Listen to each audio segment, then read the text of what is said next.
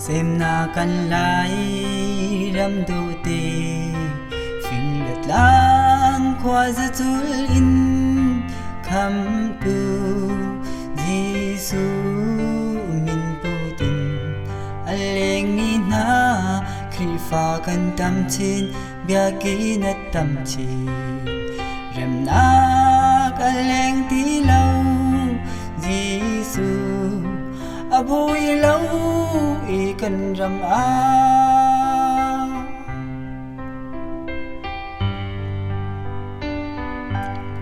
zum tu na kal lak lam a ti ok dây men ong lâu chốn pia nak phun đắng tâm cầu men si cái thiên phang lâu bồi Giêsu Christ long làm lên nạc lì bề ta phong đinh ở si Giêsu cần dùng nạc sắm pi ở si Giêsu cần dây dòng thiên ser tu hi Giêsu asi hallelujah til kan hu cha le kan hu than la ni dây dòng til vial te hi Giêsu kan dây dòng asi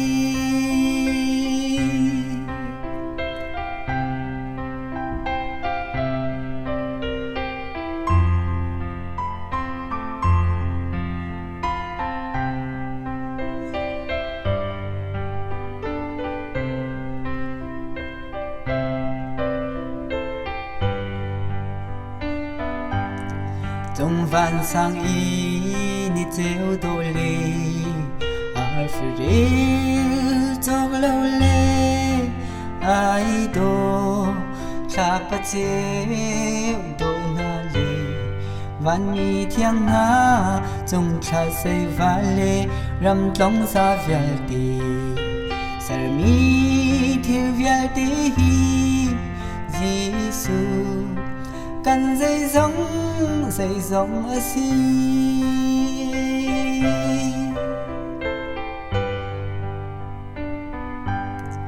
và lấy mi chiếu khuất na ni